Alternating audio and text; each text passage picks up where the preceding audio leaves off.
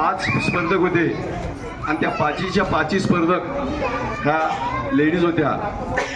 माझ्या दृष्टिकोनातून पाठीमागे ते आईचं अनुकरण करत असतात, पण मुलांचं अनुकरण, आईचं अनुकरण मुलं जास्त करत नाही, पण ते पण त्या मुलांनी करावं आणि त्यांनीही स्पर्धेत उतरावं अशी माझी अपेक्षा आहे. त्या दिवशी आपला तापकीर म्हणून एक मुलगा आला आणि त्यानं ती मुलांची एक बाजू होती ती थोडीशी कुठलं तरी सांभाळली.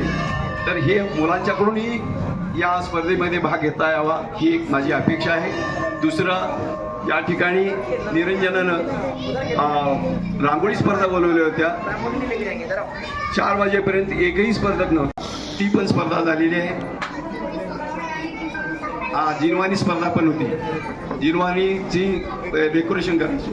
तर अशा पद्धतीनं अनेक स्पर्धा चांगल्या झाल्या, त्यांना त्यामध्ये काही मुलांनी चांगल्या प्रकारे भाग घेतलेला आहे.